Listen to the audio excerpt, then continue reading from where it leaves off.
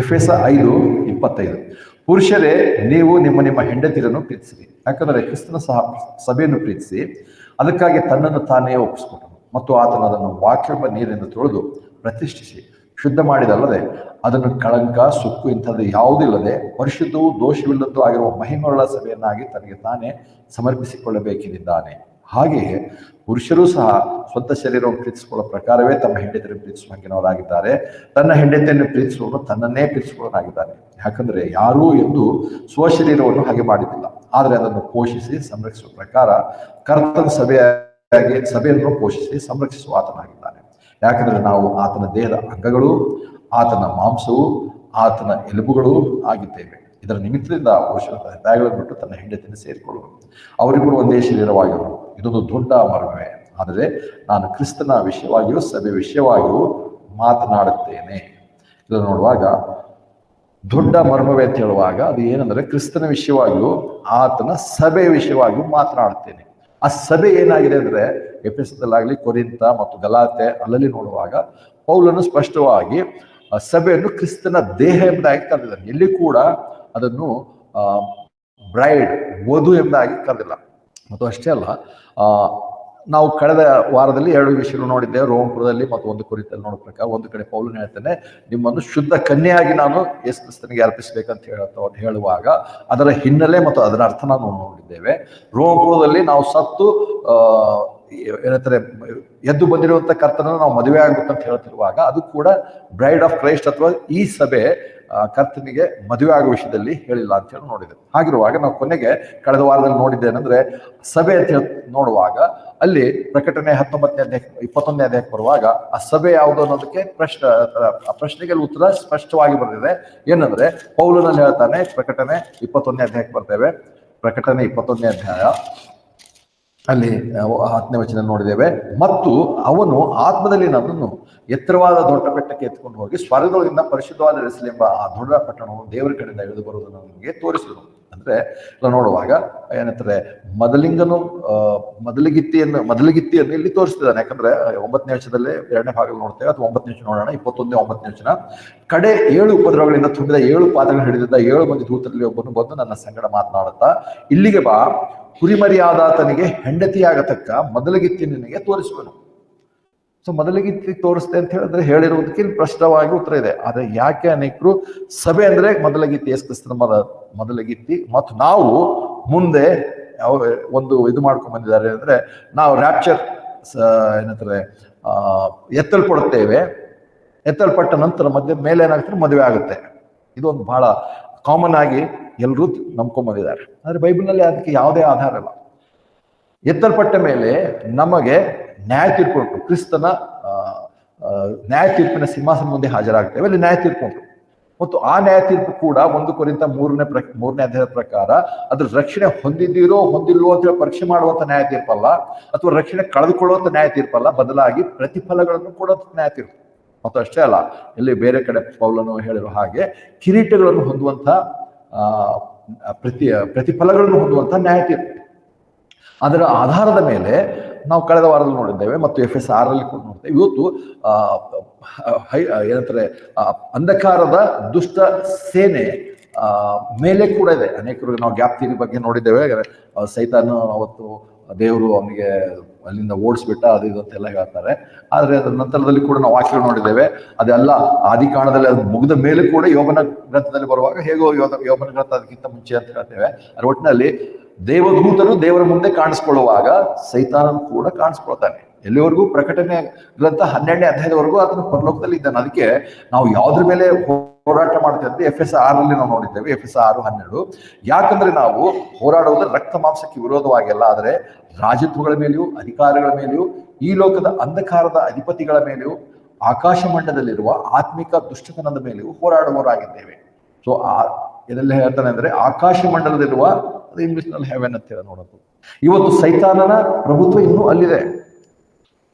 ದೇವರು ಕ್ರಿಸ್ತನ ದೇಹವನ್ನು ಅಲ್ಲಿವರೆಗೂ ಭೂಮಿಯ ಉತ್ಪತ್ತಿಗಿಂತ ಮುಂಚಿನಿಂದಲೂ ಕರ್ತನಲ್ಲಿ ಅದು ದೇವರಲ್ಲಿ ರಹಸ್ಯವಾಗಿರುವಂತ ಮರ್ಮವನ್ನು ಸ್ಪಷ್ಟಪಡಿಸಿ ಕ್ರಿಸ್ತನ ದೇಹವನ್ನು ರೂಪಿಸಿರುವಂತ ಉದ್ದೇಶ ಪರಲೋಕದಲ್ಲಿರುವಂತ, ಅಥವಾ ಇಲ್ಲಿ ಹೇಳೋ ಪ್ರಕಾರ ಆಕಾಶ ಮಂಡಲಿರುವಂತಹ ಆತ್ಮಿಕ ಸೈನ್ಯವನ್ನು, ಆತ್ಮಿಕದ ಏನಂತಾರೆ, ಆತ್ಮಿಕ ದುಷ್ಟತನದ ಮೇಲೆಯೂ, ಅಲ್ಲಿ ಅಧಿಕಾರ ಅಧಿಪತಿಗಳು ಅವೆಲ್ಲ ಅಲ್ಲೇ ಉಂಟು. ಅಲ್ಲೇನ್ ಹೇಳ್ತಾನೆ, ಆದರೆ ರಾಜರುಗಳ ಮೇಲೆಯೂ, ಅಧಿಕಾರಿಗಳ ಮೇಲೆಯೂ, ಈ ಲೋಕದ ಅಂಧಕಾರದ ಅಧಿಪತಿಗಳ ಮೇಲೆಯೂ, ಇವೆಲ್ಲವೂ ಒಂದು ಕಿಂಗ್ಡಮ್ ಅಲ್ಲಿದೆ. ಅವ್ರು ಹೋರಾಡ್ತಾ ಇನ್ನೂ ಸೈತಾನನು ಅವನ ನ್ಯಾಯ ಕೆಲಸವನ್ನು ಮಾಡ್ತಾನೆ ಇದ್ದಾರೆ. ಆದರೆ ನಾವು ನೋಡ್ತೇವೆ, ದೇವರು ಈ ಸಮಯದಲ್ಲಿರುವಂತಹ ಕ್ರಿಸ್ತನ ದೇಹವನ್ನು ಆತನು ಆ ಅಂಧಕಾರದ ಅಧಿಪತಿಗಳನ್ನು ಹೊರದಬ್ಬಿಸಿ ಓಡಿಸಿ ಇಂದಿನ ಕ್ರಿಸ್ತನ ದೇಹಕ್ಕೆ ಆ ಅಧಿಕಾರವನ್ನು ಕೊಡ್ತಾನೆ. ಅದಕ್ಕೆ ನಾವು ಎಫೆಸ ಗ್ರಂಥದಲ್ಲಿ ಏನ್ ಹೇಳ್ತಾನೆ, ನಮಗೆ ತಕ್ಷಣದಲ್ಲಿ ಆತ್ಮ ಏನ್ ಹೇಳ್ತಾನೆ, ನಮ್ಮನ್ನು ಪರಲೋಕದ ಸಕಲ ಆತ್ಮೀಯ ಆಶೀರ್ವಾದಗಳಿಂದ ಆಶೀರ್ವದಿಸಿದ್ದಾನೆ. ಇಸ್ರೇಲರಿಗೂ ನಮಗಿರುವಂತ ವ್ಯತ್ಯಾಸ ಯಾವಾಗಲೂ ಅದೇ. ಅಬ್ರಹಾಮನಿಗೆ ವಾಗ್ದಾನ ಮಾಡಿರುವಂಥದ್ದು ಲ್ಯಾಂಡ್, ಭೂಮಿ, ಕಾನಾನ್ ದೇಶ, ಈ ಲೋಕದ ಆಸ್ತಿ, ಈ ಲೋಕದ ಸಂಪತ್ತು ಅಥವಾ ಈ ಲೋಕದ ಆಶೀರ್ವಾದ, ಫಿಸಿಕಲ್ ಅಥವಾ ಇಲ್ಲಿರುವಂಥ ಭೌತಿಕ ವಿಷಯದ ಆಶೀರ್ವಾದ ಇಸ್ರೇಲರಿಗೂ ಉಂಟು. ಕ್ರಿಸ್ತನ ದೇಹದವರಿಗೆ ಭೌತಿಕವಾಗಿಲ್ಲ. ಈ ಲೋಕದಲ್ಲಿ ಯಾವುದೇ ಆಶೀರ್ವಾದಗಳು ದೇವರು ವಾಗ್ದಾನ ಮಾಡಿಲ್ಲ. ದೇವರು ಕೊಡಬಹುದು, ಕೊಡಲಿಲ್ಲ, ದೇವರಿಗೆ ಬಿಟ್ಟಿರೋದು ಅವರವರ ವೈಯಕ್ತಿಕವಾಗಿ ದೇವರು ಒಬ್ಬೊಬ್ಬರನ್ನು ಬೇರೆ ಬೇರೆ ರೀತಿಯಾಗಿ ನಡೆಸಿಕೊಳ್ಳುವ ಆತನಾಗಿದ್ದಾನೆ. ಆದರೆ ವಾಕ್ಯದ ಪ್ರಕಾರ ಬೈಬಲ್ನಲ್ಲಿ ಎಲ್ಲಿಯೂ ಈ ಲೋಕದಲ್ಲಿ ಆಶೀರ್ವಾದಗಳನ್ನು ದೇವರು ವಾಗ್ದಾನ ಮಾಡಿಲ್ಲ. ಈ ಲೋಕದಲ್ಲಿ ವಾಗ್ದಾನ ಮಾಡುವಂಥದ್ದು ಯಾರಿಗೆ ಅಂದ್ರೆ, ಯಾರು ಈ ಲೋಕದಲ್ಲಿ ದೈಹಿಕವಾಗಿ ಮುಂದುವರಿತಾರೋ ಅವರು ಇಸ್ರೇಲರು, ಅವರಿಗೆ ದೇವರು ವಾಗ್ದಾನ ಮಾಡಿದ್ದಾರೆ. ಅವ್ರ ಈ ಲೋಕದಲ್ಲಿ ಅವ್ರಿಗೆ ಆಶೀರ್ವಾದಗಳು.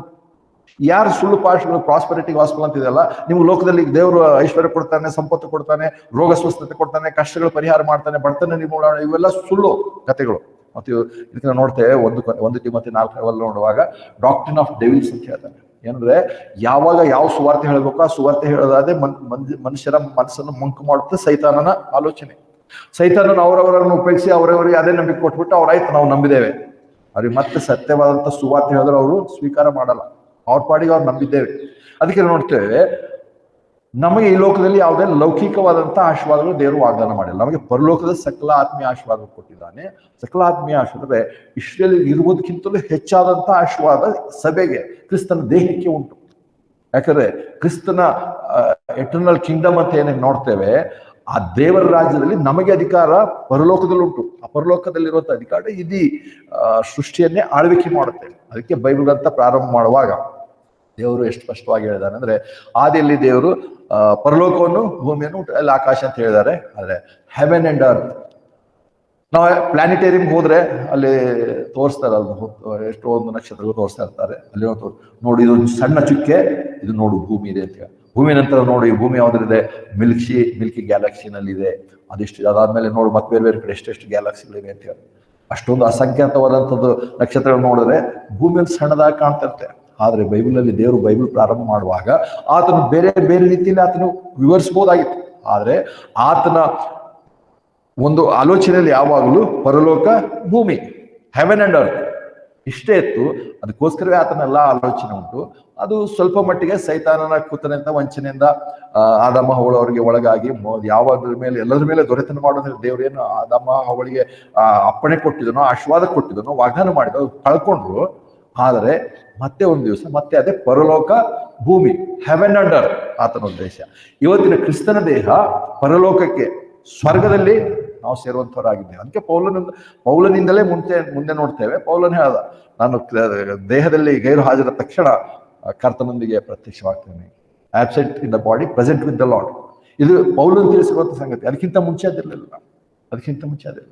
ಆದ್ರೆ ಇನ್ನುಳಿದವ್ರು ಅದಕ್ಕೆ ನಾವು ನೋಡ್ತೇವೆ, ನಮಗೆ ಮತ್ತೆ ಅದಕ್ಕಿಂತ ಕ್ರಿಸ್ತನ ಒಂದು ಪುನರುತ್ಥಾನ, ನಂತರ ಮೊದಲೇ ಪುನರುತ್ಥಾನ, ಅದರ ನಂತರ ಬರುವಂಥದ್ದೇ ನಮ್ಮ ಪುನರುತ್ಥಾನ. ಅಂದ್ರೆ ಕ್ರಿಸ್ತನ ಬರೋಣದಲ್ಲಿ ಒಂದು ವೇಳೆ ನಾವು ಸತ್ತು ಹೋಗಿದ್ರೆ ನಾವು ಪುನರುತ್ಥಾನ ಹೊಂದಿ ಆತನಿಗೆ ಎದುರುಗೊಳ್ಳುತ್ತೇವೆ. ಯಾಕಂದ್ರೆ 1 ಥೆಸಲೋನಿಕ 4ನೇದಲ್ಲಿ ಹೇಳೋ ಪ್ರಕಾರ, ಸತ್ತವರಿಗಿಂತ ಮುಂಚೆ, ನಿದ್ರೆ ಹೋದವರಿಗಿಂತ ಮುಂಚೆ ನಾವು ಮೊದಲಾಗೋದಿಲ್ಲ, ಅವರು ಮೊದಲು ಎದ್ದು ಬರ್ತಾರೆ. ಅವ್ರ ಜೊತೆಲೇ ನಾವು ಕೂಡ ಪಕ್ಕನೆ ಬದಲಾವಣೆ ಹೊಂದಿ, ಮಹಿಮಾ ಶರೀರವನ್ನು ಹೊಂದಿ, ಪುನರುತ್ಥಾನದ ಶರೀರವನ್ನು ಹೊಂದಿದವರಾಗಿ ಯೇಸು ಕ್ರಿಸ್ತನಿಗೆ ನಾವು ಎದುರುಗೊಳ್ಳುತ್ತೇವೆ. ಅಲ್ಲಲ್ಲ, ಅದಕ್ಕೆ ಏನಂತಾರೆ, ಪ್ರಕಟಣೆ ಗ್ರಂಥ ಬಂದಾಗ ಕೊನೆಗೆ ಒಂದು ಏನಂತಾರೆ, ಪ್ರಕಟಣೆ ಗ್ರಂಥದ ಕರ್ತನ 1000 ವರ್ಷದ ಆಳ್ವಿಕೆ ಪ್ರಥಮ ಭಾಗದಲ್ಲಿ 20ನೇ ಅಧ್ಯಾಯದಲ್ಲಿ ನಾವು ನೋಡ್ತೇವೆ, ಮೊದಲನೇ ಪುನರುತ್ಥಾನ ಅಂತಿದೆ ಅಲ್ಲಿ. ವರ್ಡ್ ಮೊದಲನೇ ಪುನರುತ್ಥಾನ ಅಂದ ತಕ್ಷಣ ಅದ್ರ ಮೇಲೆನೆ ಒಂದು ಸಿದ್ಧಾಂತ ಕಟ್ಸ್ಕೊಂಡು ಕೆಲವರೆಲ್ಲ ನೋಡಿ, ಇದು post tribulation rapture, post tribulation rapture ನಂಬೋರು ಕೆಲವರು ಇದ್ದಾರೆ, ಸ್ವಲ್ಪ ದೊಡ್ಡ ದೊಡ್ಡ ಭಕ್ತರುಗಳು ಕೂಡ ಅದೇ ನಂಬ್ತಾರೆ. ಯಾಕಂದ್ರೆ ಒಂದೇ ವಾಕ್ಯ ಅಥವಾ ಒಂದೇ ಮಾತಿನ ಮೇಲೆ ಮೊದಲನೇ ರಿಜರೆಕ್ಷನ್ ಅಂತ ಹೇಳ್ತಾರೆ ಕೇಳ. ಮೊದಲನೇ ರಿಜೆಕ್ಷನ್ ಅದಾಗಿಲ್ಲಲ್ಲ. ನಮ್ಮ ಕರ್ತನಾಥ ಯೇಸು ಕ್ರಿಸ್ತನ ರಿಜರೆಕ್ಷನ್ ಮೊದಲನೇ ರಿಜರೆಕ್ಷನ್. ಹಾಗಿದ್ರೆ ಅದಕ್ಕೆ ಯಾಕೆ ಮೊದಲೇ ರಿಜರೆಕ್ಷನ್ ಇದೆ? ಅದನ್ನೇ ನಾವು ಮುಂಬರುವಂತಹ ದಿವಸಗಳನ್ನು ನಾವು ನೋಡ್ತೇವೆ. ಯಾಕೆ ಹಾಗೆ? ಹೇಗೂ ಅಲ್ಲಿ ವ್ಯತ್ಯಾಸ ನೋಡುವಾಗ ನಾವು ಕ್ರಿಸ್ತನ ದೇಹದ ಇವತ್ತು ದೇವರು ಕ್ರಿಸ್ತನ ದೇಹದಿಂದ ಮಾತ್ರವೇ ತನ್ನ ಕಾರ್ಯವನ್ನು ಕೈಗೊಳ್ತಾ ಇದ್ದಾನೆ. ಇವತ್ತು ಲೋಕದಲ್ಲಿ ದೇವರು ಮನುಷ್ಯರೊಂದಿಗೆ ಮಾತನಾಡುವಂಥದ್ದು, ಮನುಷ್ಯರೊಂದಿಗೆ ವ್ಯವಹಾರ ಮಾಡುವಂಥದ್ದು, ತನ್ನ ಎಲ್ಲ ಕಾರ್ಯವನ್ನು ನಡೆಸುವಂಥದ್ದು ಕ್ರಿಸ್ತನ ದೇಹದ ಮೂಲಕವೇ. ಅದನ್ನು ಹೇಗೂ ಬೇರೆ ದಿವಸಗಳಲ್ಲಿ ವಿಶೇಷ ವಿವರವಾಗಿ ನಾವು ನೋಡ್ತೇವೆ. ಹಾಗಿದ್ರೆ ಇಲ್ಲಿ ಬರುವಾಗ ಬ್ರೈಡ್ ಆಫ್ ಕ್ರೈಸ್ಟ್ ಅಂದ್ರೆ ಒಂದು ಸ್ಪಷ್ಟ ಆಯ್ತು, ನಾವು ಕಳೆದ ವಾರದಲ್ಲಿ ನೋಡಿರುವ ಹಾಗೆ ಅದು ಯೆರೂಸಲೇಮ್. ಯಾಕಂದ್ರೆ ಅದೇ ಮತ್ತೆ ನೋಡ್ತೇವೆ 19ನೇ ಅಧ್ಯಾಯ, ಪ್ರಕಟಣೆ 19 ನೋಡ್ತೇವೆ. ಪ್ರಕಟಣೆ 19ನೇ ಅಧ್ಯಾಯ 2ನೇ ಅಂಶದಲ್ಲಿ, ಪ್ರಕಟಣೆ 19:2, ಪ್ರಕಟಣೆ 19:2 ಇಲ್ಲ, ಇಲ್ಲಿ ಬೈಬಲ್ ಇವ್ರಿಗೆ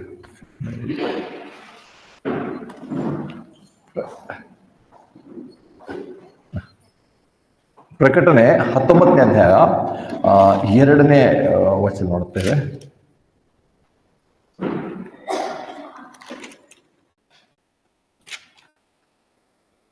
ಕ್ಷಮಿಸಿ, 7ನೇ ವಚನ. ಪ್ರಕಟಣೆ 19ನೇ ಅಧ್ಯಾಯ 7ನೇ ವಚನ. ಸಂತೋಷ ಪಡೋಣ, ಹರ್ಷಗೊಳ್ಳೋಣ, ಆತನನ್ನು ಘನಪಡಿಸೋಣ, ಯಾಕಂದ್ರೆ ಕುರಿಮರಿಯಾದಾತನ ವಿವಾಹವು ಗೊತ್ತು, ಆತನಿಗೆ ವಿವಾಹವಾಗುವ ಕನ್ಯೆಯು ತನ್ನನ್ನು ಸಿದ್ಧ ಮಾಡಿಕೊಂಡಿದ್ದಾಳೆ ಎಂದು ಹೇಳಿತು. ಇಲ್ಲಿ ವಿವಾಹ ಬಂತು, ವಿವಾಹ ಆಗುವಂತ ಕನ್ಯೆಯು ಸಿದ್ಧಳಾಗಿದ್ದಾಳೆ. ಅದು ಯಾರಂದ್ರೆ 19ನೇ ಅಧ್ಯಾಯದ ಏನಂತಾರೆ 21ನೇ ಅಧ್ಯಾಯಕ್ಕೆ ಬರುವಾಗ ಅಲ್ಲಿ ಸ್ಪಷ್ಟ ಆಯ್ತು. ಆತನು ಬಾ, ನಿನಗೆ ಯಜ್ಞದ ಕುರಿಯಾದಾತನಿಗೆ ವಿವಾಹವಾಗುವಂತ ಕನ್ಯೆ ತೋರಿಸ್ತೇನೆ ಅಂತ ಕರ್ಕೊಂಡು ತೋರಿಸುವಾಗ ಅಲ್ಲೇನಿದ್ರೆ ಯಾವ ಕನ್ಯೆಯೂ ಇಲ್ಲ. ಅಲ್ಲಿ ತೋರಿಸಿದ್ರೆ ಯೆರೂಸಲೇಮ್, ಹೊಸ ಯೆರೂಸಲೇಮ್. ಅದಕ್ಕೆ ಹೇಳ್ತಾನೆ ಮತ್ತು 21ನೇ ಅಧ್ಯಾಯ 10ನೇ ವಚನ, ಮತ್ತು ಅವನು ಆತ್ಮದಲ್ಲಿ ನಾನು ಎತ್ತರವಾದ ದೊಡ್ಡ ಬೆಟ್ಟಕ್ಕೆ ಎತ್ಕೊಂಡು ಹೋಗಿ ಸ್ವರ್ಗದೊಳಗಿಂದ ಪರಿಶುದ್ಧವಾದ ಯೆರೂಸಲೇಮ್ ಎಂಬ ಆ ದೊಡ್ಡ ಪಟ್ಟಣವನ್ನು ದೇವರ ಕಡೆಯಿಂದ ಎಳೆದು ಬರೋದು ನನಗೆ ತೋರಿಸಿದ್ರು. ಏನಿದು ಆಶ್ಚರ್ಯ! ವಿವಾಹ ಆಗ್ತದಾನೆ, ವಿವಾಹ ಕಾಲ ಬಂದಿದೆ, ಆದ್ರೆ ವಿವಾಹ ಆಗುವಂತ ಕನ್ಯೆ ಅಲ್ಲಂದ್ರೆ ಯೆರೂಸಲೇಮ್ ಪಟ್ಟಣ. ಆದ್ರೆ ಇವತ್ತು ಅನೇಕರು ಯೌವನಸ್ಥರಿಗೆ ಎಲ್ರಿಗೂ ಬಹಳ ಹುರಿದುಂಬಿಸ್ತಾರೆ, ನೀವೆಲ್ಲರೂ ಬ್ರೈಡ್ ಆಫ್ ಕ್ರೈಸ್ಟ್ ಆಗಬೇಕು, ನೀವು ಕ್ರಿಸ್ತನ ಕನ್ಯೆ ಆಗಿದ್ದಾರೆ, ಕ್ರಿಸ್ತನಿಗೆ ಮದುವೆ ಆಗಬೇಕು. ಕ್ಯಾಥಲಿಕ್ನವರು ಕೂಡ ಅದನ್ನೇ ಮಾಡ್ತಾರೆ. ಅಂದ್ರೆ ಎಲ್ಲರೂ ಅಲ್ಲ, ಕೆಲವು ಪಂಗಡದವರು ಇದ್ದಾರೆ. ನನ್ಸ್ ಆಗುವಂಥವ್ರಿಗೆ ಅವರ ಇದಕ್ಕೆ ಒಂದು ಗ್ರಾಜುಯೇಷನ್ ಅಥವಾ ಒಂದು ಸೆರೆಮನಿ ಮಾಡುವಾಗ ಆ ನನ್ಸ್ ಆಗುವಂಥವ್ರೆಲ್ಲ ನೀವು ಇವತ್ತು ಕ್ರಿಸ್ತನಿಗೆ ಮದುವೆ ಆಗಿದ್ದೀರಾ ಅಂತ ಹೇಳ್ತಾರೆ. ಇನ್ಮೇಲೆ ನೀವು ಕ್ರಿಸ್ತನೇ ನಿಮ್ಮ ಗಂಡ, ಇನ್ಮೇಲೆ ನೀವು ಮದುವೆ ಆಗೋದು ಬೇಡ. ಅದಕ್ಕೆ ಅವ್ರ ಜೀವನ ಎಲ್ಲ ಹಂಗೆ ಇರ್ತಾರೆ. ಅದ್ರ ತಪ್ಪಾದಂತ ಬೋಧನೆ. ಮತ್ತು ಅವ್ರೇನೋ ಮಾಡಿದ್ರು ಪರವಾಗಿಲ್ಲ. ಇವತ್ತು ಬೇರೆ ಅನೇಕ ವಾಕ್ಯಗಳನ್ನು ಚೆನ್ನಾಗಿ ಹೇಳುವಂತ ಬೋಧಕರು ಕೂಡ ಯೌವನಸ್ಥರನ್ನು ಹಾಗೆ ಹುರಿದುಂಬಿಸ್ತಾರೆ. ಅವರಿಗೆ ಬಹಳ ಚೆನ್ನಾಗಿ ಆಗ್ತಾರೆ, ನೀವೆಲ್ಲರೂ ಕ್ರಿಸ್ತನಿಗೆ ಕನ್ಯೆ ಆಗ್ತೀರಾ, ಕೇಳೋದಕ್ಕೆ ಬಹಳ ಚೆನ್ನಾಗಿರ್ತಾರೆ. ಅವ್ರು ಒಂದು ರೀತಿ ಅವರನ್ನು ಆತ್ಮಿಕವಾಗಿ ಬಲಪಡಿಸುವಂತ ಬೋಧನೆ ಮಾಡ್ತಾರೆ. ಆದ್ರೆ ಅದು ತಪ್ಪಾದಂತ ಬೋಧನೆ. ಯೇಸು ಕ್ರಿಸ್ತನು ವೈಯಕ್ತಿಕವಾಗಿ ಯಾರನ್ನೂ ಮದುವೆ ಆಗ್ತಾ ಇಲ್ಲ. ಹಾಗಿದ್ರೆ ಎಷ್ಟು ಹೆಂಡತಿಗಳ ಆತನಿಗೆ ಆಗಬೇಕು? ಒಂದು ರೀತಿ ಸಲ್ಮೋನ ಲೆಕ್ಕ ಬರುತ್ತೆ ಅಲ್ಲ. ಇಲ್ಲಿ ಆ ಒಂದು ಯೆರೂಸಲೇಮ್ ಪಟ್ಟಣದ ಬಗ್ಗೆ ಹೇಳ್ತಾ ಇರುವಂಥದ್ದು. ಹಾಗಿದ್ರೆ ಯೆರೂಸಲೇಮ್ ಪಟ್ಟಣ ಅಂತ ಯಾಕೆ ಹೇಳೋದ? ಅಲ್ಲಿ ನೋಡುವಾಗ ಪಟ್ಟಣ ಯೆರೂಸಲೇಮ್ ಇಳಿದು ಬರುವಂತ ನೋಡ್ತೇವೆ ಅಂತ ಯೆರೂಸಲೇಮೇ ಅಲ್ಲ. ಯಾಕಂದ್ರೆ ಅದರ ಅರ್ಥ ನೋಡ್ತೇವೆ, ಅದು ಒಂದು ಪಟ್ಟಣದಲ್ಲಿರುವಂತಹ ನಿವಾಸಿಗಳ ಬಗ್ಗೆ ಆತನು ಒಂದು ಸಂಗತಿ ಹೇಳ್ತದೆ. ಯೆರೆಮೀಯ 2ನೇ ಅಧ್ಯಾಯ 2ನೇ ವಚನ ನೋಡ್ತೇವೆ. ಯೆರೆಮೀಯ 2ನೇ ಅಧ್ಯಾಯ 2ನೇ ವಚನ. ಯೆರೆಮೀಯ 2ನೇ ಅಧ್ಯಾಯ 2ನೇ ವಚನ.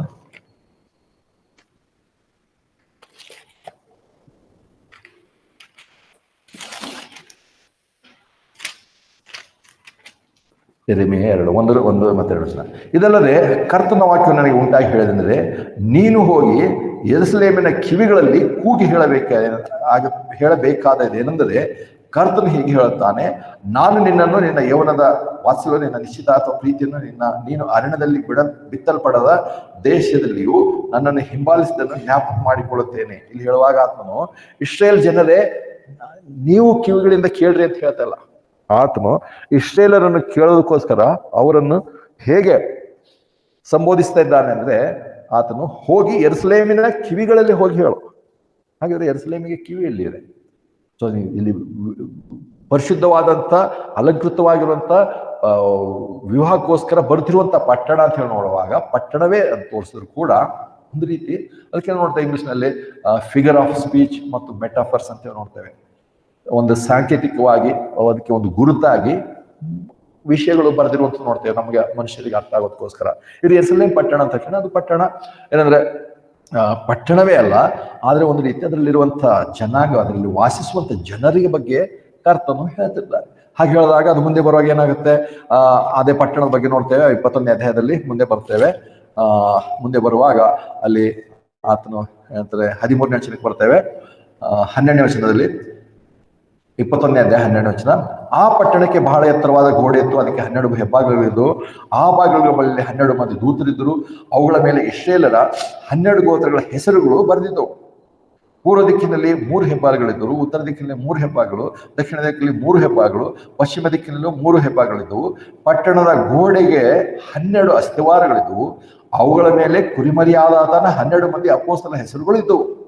ನೋಡ್ತೇವೆ 12 ಗೋತ್ರದವರ ಹೆಸರು, 12 ಅಪೊಸ್ತಲರ ಹೆಸರು. ಅಂದ್ರೆ ಯಾರು ಆ ಗೋತ್ರಕ್ಕೆ ಸಂಬಂಧಪಟ್ಟರೋ ಅವರೇದ್ರೊಳಗೆ ಹೋಗ್ತಾರೆ. ಇವತ್ತೆಲ್ಲರೂ ನಾವು ಆಜ್ಞೆ ಕೈಕೊಂಡು ನಡಿಬೇಕು, ನಾವು ಸಂಪತ್ತು ಆಚರಿಸಬೇಕು, ಇದೆಲ್ಲ ಮಾಡೋಕೆ, ಅವೆಲ್ಲ ಆಚರಿಸಕ್ಕೆ ಆ ಗೋತ್ರದವ್ರಿಗೆ ಕೊಟ್ಟಿರುವಂಥದ್ದು, ಇಸ್ರಾಯೇಲ್ ದೇವ್ರಿಗೆ ಕೊಟ್ಟಿರುವಂಥದ್ದು. ಈ ಪಟ್ಟಣದ ಹೆಬ್ಬಾಗಿಲುಗಳ ಹೆಸರು ಮೇಲೆ ಕೂಡ ಅವರ ಹೆಸರು ಬರೆದಿರುವಂಥದ್ದು. ಸೊ ಅದರೊಳಗೆ ಎಂಟ್ರಿ ಯಾರಿಗಿದೆ? 12 ಗೋತ್ರದವರಿಗೆ ಮಾತ್ರ ಇದೆ. ನಾವು ಸಭೆಯವರು ಹೋಗ್ತೇವೆ, ನಾವು ಮದುವೆ ಆಗ್ತೇವೆ ಅಂತಂದ್ರೆ ಎಲ್ಲಿ ಮದುವೆ ಆಗ್ತದೆ?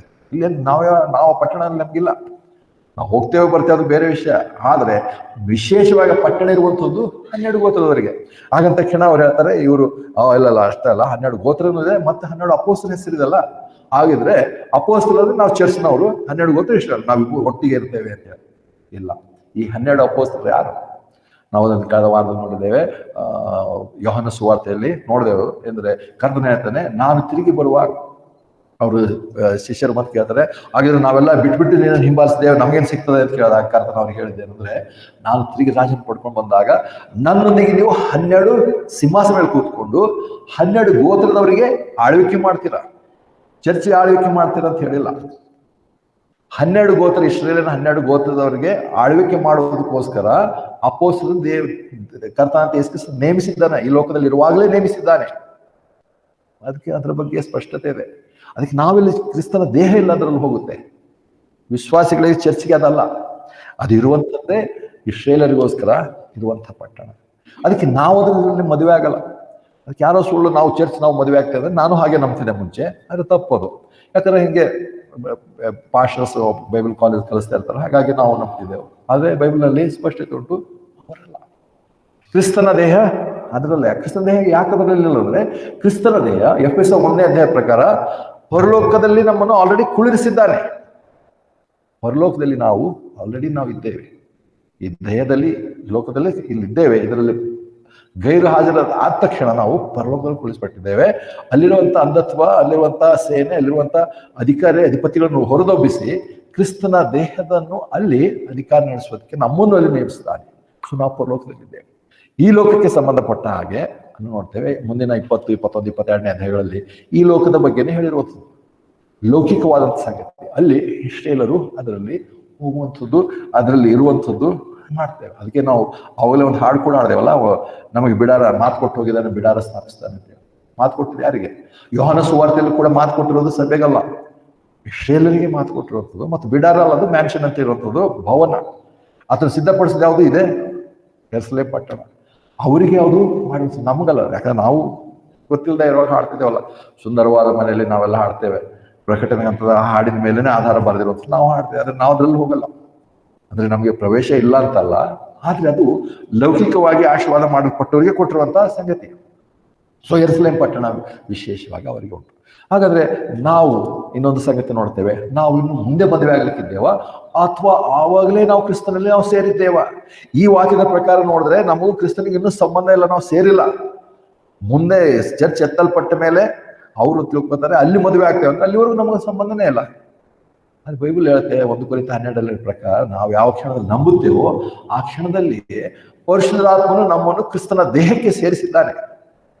ಸೇರಿಸಿದ್ರೆ ಆಲ್ರೆಡಿ ನಾವು ಆತನ ದೇಹದ ಅಂಗಾಂಗಗಳಾಗಿದ್ದೇವೆ. ಆ ದೇಹದ ಅಂಗಾಂಗದ ರಹಸ್ಯನೇ ಎಫೆಸಲ್ಲಿ ಹೇಳ್ತಾರೆ, ನಾವು ಆತನ ದೇಹದ ಎಲುಬುಗಳು, ಆತನ ಮಾಂಸವು, ಆತನ ಏನಂತಾರೆ ರಕ್ತನಾಳಗಳು ನಾವು ಆಗಿದ್ದೇವೆ. ನಾವು ಆಲ್ರೆಡಿ ಕ್ರಿಸ್ತನಿಗೆ ನಾವು ಸೇರಿದ್ದೇವೆ. ಮತ್ತೆ ಮುಂದೆ ಮದುವೆ ಆಗಕ್ಕೆ ಎದುರು ನೋಡ್ತಾ ಇಲ್ಲ. ಯಾರು ಇನ್ನೂ ಸೇರಿಲ್ಲವೋ ಅವರು ಮುಂದೆ ಎದುರು ನೋಡ್ತಾ ಇದ್ದಾರೆ. ಇಸ್ರಾಯೇಲಿಗೆ ಮಾಡಿದಂಥ ವಾಗ್ದಾನ ಪೂರೈಕೆ ಆಗಿಲ್ಲ, ಅಥವಾ ಪೂರೈಕೆ ಆಗಿರೋದು ಕೂಡ ಕಡಿದು ಹೋಗಿತ್ತು, ಅದನ್ನು ಮುಂದೆ ಅದು ಆಗ್ಲಿಕ್ಕಿದೆ. ಅದೇ ವಿಚಾರಗಳನ್ನು ನಾವು ನೋಡ್ತೇವೆ. ಹಾಗಾಗಿ ಬಾಡಿ ಆಫ್ ಕ್ರೈಸ್ಟ್ ಅಂದ್ರೆ ಬ್ರೈಡ್ ಆಫ್ ಕ್ರೈಸ್ಟ್ ಅಂದ್ರೆ ಬಾಡಿ ಆಫ್ ಕ್ರೈಸ್ಟ್ ಅಲ್ಲ.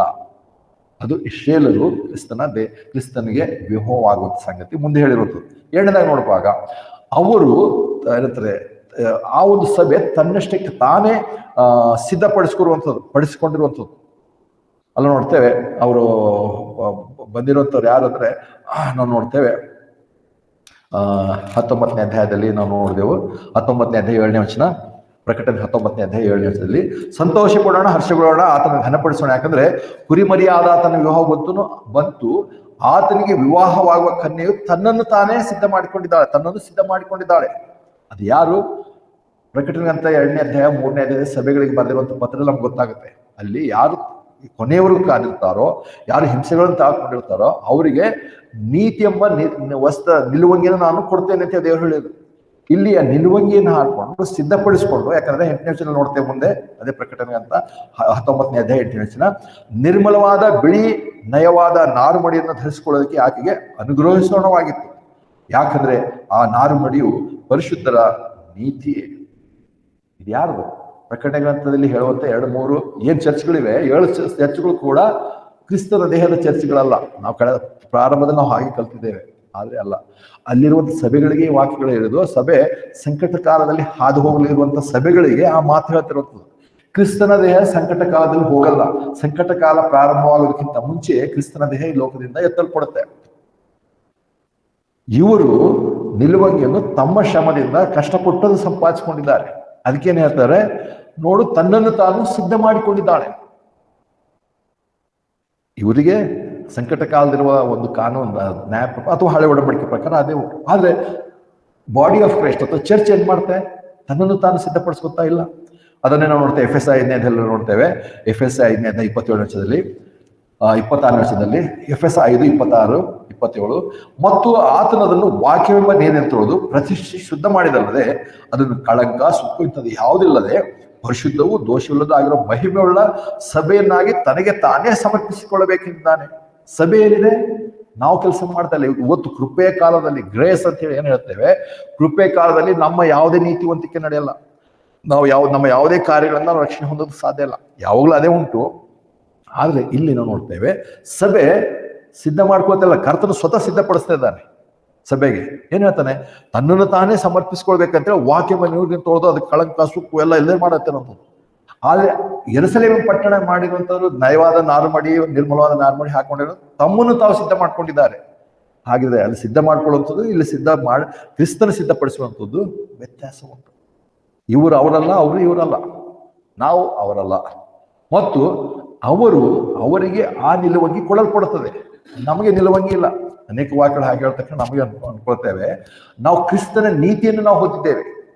ಯಾವ ಕ್ಷಣದಲ್ಲಿ ನಾವು ಕ್ರಿಸ್ತನ ರಕ್ಷಕನಾಗಿ ಅಂಗೀಕರಿಸಿದೆವೋ, ಕ್ರಿಸ್ತನ ಮರಣ ಸಮಾಧಿ ಪುನರುತ್ಥಾನದಲ್ಲಿ ಆತನ ರಕ್ತದಲ್ಲಿ ಪಾಪ ಪರಿಹಾರವೆಂಬ ನಂಬಿದೆವೋ, ಆ ಕ್ಷಣದಲ್ಲಿ ಕ್ರಿಸ್ತನ ನೀತಿ ನಮಗೆ ದೊರಕುತ್ತದೆ.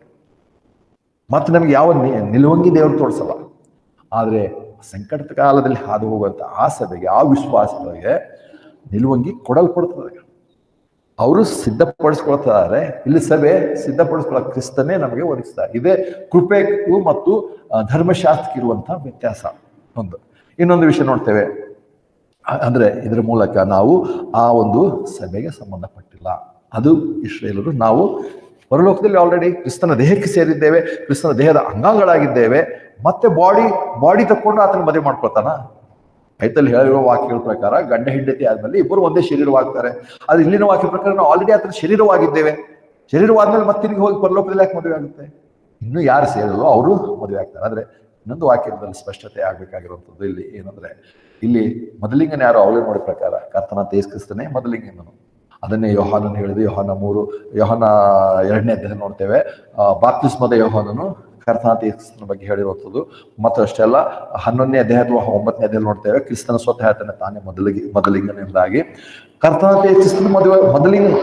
ಇದೊಂದು ಸ್ಪಷ್ಟತೆ ಇದೆ. ಆದ್ರೆ ಯೇಸು ಕ್ರಿಸ್ತನ ಮೊದಲಿಂಗನ ಅಂದ್ರೆ ಮೊದಲಿಗಿತ್ತು ಯಾರು, ಬ್ರ್ಯಾಡ್ ಯಾರು ಅಂತ ತಕ್ಷಣ ನಾವು ಈ ಅನೇಕರು ಅದು ಫಿಲಪ್ ಮಾಡಿದ್ರು. ಅಲ್ಲ. ಆದ್ರೆ ಯೇಸು ಕ್ರಿಸ್ತನ ಯಾರು ಅಂದ್ರೆ ನಾವು ನೋಡ್ತೇವೆ, ಅದನ್ನೇ ಯೋಹಾನ 8:48 ಅಥವಾ 58 ನೋಡ್ತೇವೆ. ಕರ್ತನು ಸ್ವತಃ ಹೇಳ್ತಾನೆ, ನಾನು ಏನಂತಾರೆ, ಅಬ್ರಹಾಮನಿಗಿಂತ ಮುಂಚೆ ನಾನಿದ್ದೆ. I am. I am that I am ಅಂತ ಹೇಳಿ. ಅಂದ್ರೆ ಯಾರು ಉರಿಯುವ ಪೊದೆಯಲ್ಲಿ ಮೋಶೆಗೆ ಮಾತನಾಡಿದನೋ ಆ ಕರ್ತನ ಆ ದೇವರು ನಾನೇ ಅಂತ ಹೇಳಿ ಯೇಸು ಕ್ರಿಸ್ತನು ಹೇಳ್ತಿದ್ದಾನೆ. ಹಾಗಾದ್ರೆ ಕರ್ತನ ಯೇಸು ಕ್ರಿಸ್ತನ ಮಾತಿನ ಪ್ರಕಾರವೇ ಯೆಹೋವ ದೇವರು ಯೇಸು ಕ್ರಿಸ್ತನು. ನಾನು ಗೊತ್ತಿಲ್ಲದೆ ಅನೇಕ ದಿವಸಗಳಿಂದ ಅದನ್ನು ತಂದೆ ಆದ ಯೆಹೋವ ದೇವರು ಕುಮಾರ ಅಂತ ಯೇಸು ಕ್ರಿಸ್ತನು ಅಲ್ಲ, ಯೆಹೋವ ದೇವರು ಯೇಸು ಕ್ರಿಸ್ತನು.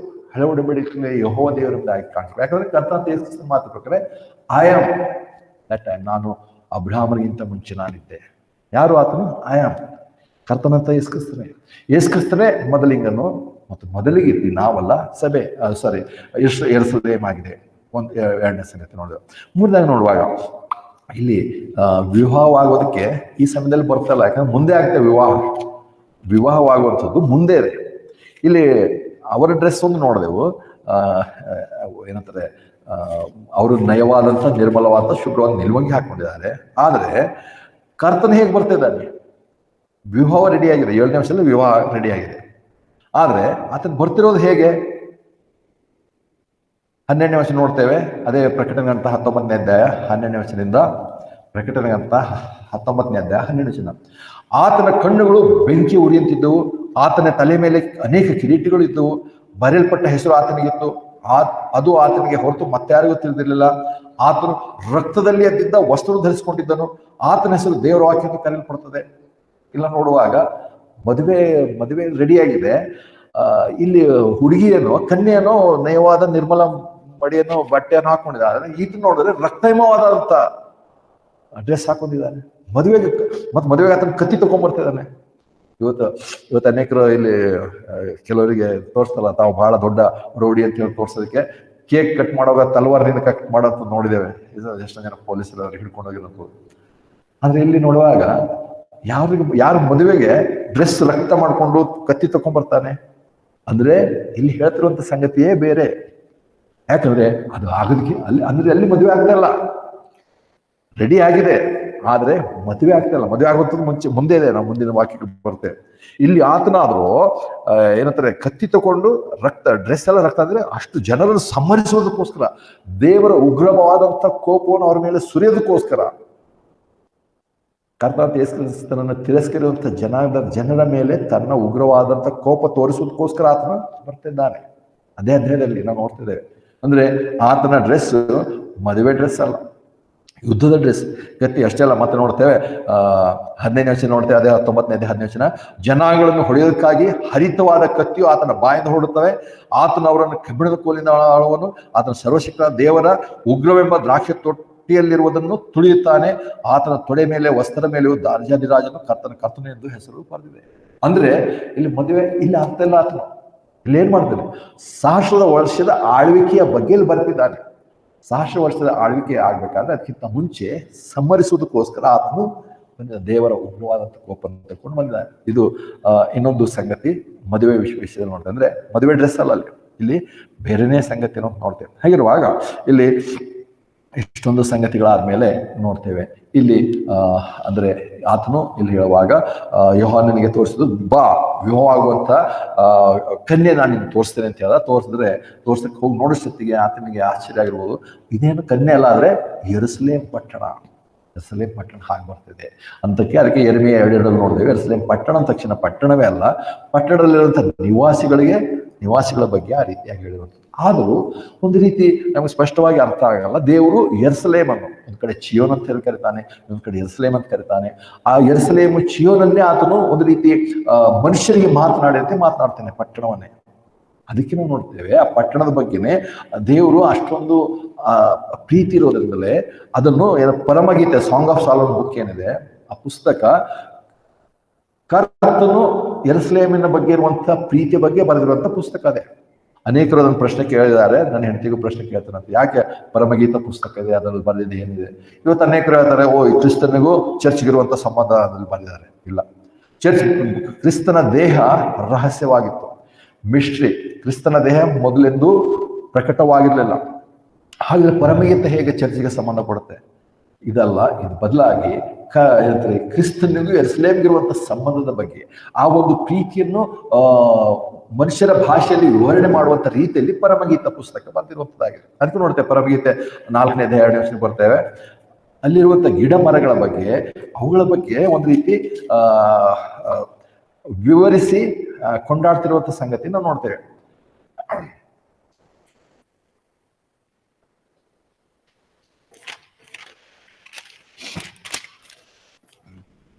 ನಾಲ್ಕನೇ ಅಧ್ಯಾಯ ಬರ್ತೇವೆ, ಪರಮಗೀತೆಗಳು 4ನೇ ಅಧ್ಯಾಯ. ಇಗೋ ನನ್ನ ಪ್ರಿಯಳೇ, ನೀನು ಸುಂದರಿಯು, ಇಗೋ ನೀನು ಸುಂದರಿಯು, ನಿನ್ನ ಮುಸ್ಕಿನೊಳಗಿಗೆ ನಿನಗೆ ಪಾರಿವಾಳದ ಕಣ್ಣುಗಳಿವೆ, ನಿನ್ನ ಕೂದಲು ಗಿಲ್ಯಾದಿನ ಪರ್ವತದಲ್ಲಿ ಕಾಣಲ್ಪಡುವ ಮೇಕೆ ಮಂದೆ ಆಗಿದೆ, ನಿನ್ನ ಹಲ್ಲುಗಳು ತೊಳೆಯಲ್ಪಟ್ಟು ಮೇಲಕ್ಕೆ ಬರುವ ಉಣ್ಣೆ ಕತ್ತರಿಸಿದ ಕುರಿ ಮಂದಿಗೆ ಸಮಾನವಾಗಿದೆ, ಅವೆಲ್ಲ ಅವಳಿ ಜವಳಿ ಇರ್ತವೆ, ಅವುಗಳಲ್ಲಿ ಒಂದೂ ಬಂಜೆಯಾಗಿರುವುದು, ನಿನ್ನ ತುಟಿಗಳು ಕೆಂಪು ದಾರದ ಆಗಿವೆ, ನಿನ್ನ ಮಾತು ರಮ್ಯವಾದುದು, ನಿನ್ನ ಕೆನ್ನೆ ನಿನ್ನ ಮುಸ್ಕಿನೊಳಗೆ ವಿಭಾಗಿಸಿದ ದಾಳಿಂಬರ ಹಣ್ಣಿನ ಹಾಗಿದೆ, ನಿನ್ನ ಕುತ್ತಿಗೆ ದಾವೀದನ ಆಯುಧ ಶಾಲೆಗೋಸ್ಕರ ಕಟ್ಟಿಸಲ್ಪಟ್ಟ ಬುರ್ಜಿನ ಹಾಗೆ ಇದೆ, ಅದರಲ್ಲಿ 1000 ಗುರಾಣಿಗಳು ತೂಗು ಹಾಕಿವೆ, ಅವುಗಳೆಲ್ಲ ಪರಾಕ್ರಮಶಾಲಿಗಳ ಢಾಲುಗಳು. ಇದರಲ್ಲಿ ನೋಡ್ತೇವೆ ಪಟ್ಟಣವನ್ನೇ ದೇವರು ಹಾಗೆ ವಿವರಿಸ್ತಾ ಇದ್ದಾರೆ. ಅದಕ್ಕೆ ಅನೇಕರಿಗೆ ವಾಕ್ಯ ಅರ್ಥ ಆಗೋದು, ಯಾಕೆ ದೇವರು ಹೀಗೆ ಬರೆದಿದ್ದಾನೆ, ಇಲ್ಲಿ ಯಾವುದೋ ಒಂದು ಒಬ್ಬ ಸ್ತ್ರೀಯನ್ನು ಅಥವಾ ಒಂದು ಕನ್ಯೆಯನ್ನು ಹೊಗಳುವ ರೀತಿಯಲ್ಲಿ ಬರೆದಿದ್ದಾನೆ. ಅದರಲ್ಲಿ ಇರುವಾಗ ಆ ಪಟ್ಟಣದಲ್ಲಿರುವಂಥ ನಿವಾಸಿಗಳನ್ನೇ, ಮತ್ತು ಅಷ್ಟೇ ಅಲ್ಲ, ಅಲ್ಲಿಂದ ಇಸ್ರೇಲನ್ನು ದೇವರು ಏನೆಲ್ಲ ಕರೆದಿದ್ದಾನೆ. ಇಸ್ರೇಲನ್ನು ಒಂದು ಟ್ರೀ ಅಂತ ಹೇಳಿ ಕರೆದಿದ್ದಾನೆ. ಇಸ್ರೇಲನ್ನು ಮೊದಲನೇ ಮಗನು ಎಂದಾಗ, ಚೊಚ್ಚಲ ಮಗನು ಎಂದಾಗ ಬೇರೆ ಬೇರೆ ರೀತಿಯಲ್ಲಿ ಕರೆದಿದ್ದಾರೆ. ಆದರೆ ಯೆರೂಸಲೇಮಿಗೋಸ್ಕರ ದೇವರ ವಿಶೇಷವಾದಂಥ ಪ್ರೀತಿ ಉಂಟು. ದೇವರು ಅದನ್ನೇ ಅಬ್ರಹಾಮನಿಗೆ ವಾಗ್ದಾನ ಮಾಡ್ದ. ಆದರೆ ಇಲ್ಲಿವರೆಗೂ ನೆರವೇರಿಲ್ಲ, ಮುಂದೆ ನೆರವೇರ್ಲಿಕ್ಕಿದೆ. ಅದಿನ್ನೂ ಪರಿಪೂರ್ಣವಾಗಿಲ್ಲ. ಮುಂದೆ ಇವತ್ತಿನ 48ರಲ್ಲಿ ಏನು ಇಸ್ರೇಲ್ ರಾಷ್ಟ್ರವಾಗಿ ಸ್ಥಾಪಿಸಲ್ಪಟ್ಟಿದೆ, ಅದು ಕೂಡ ಪರಿಪೂರ್ಣವಾಗಿ ದೇವರ ವಾಗ್ದಾನ ನೆರವೇರಿಲ್ಲ. ಇನ್ನು ಮುಂದೆ ಆಗಲಿಕ್ಕೆ ಇವತ್ತಿನ ಇಸ್ರೇಲ್ ಇದೆ.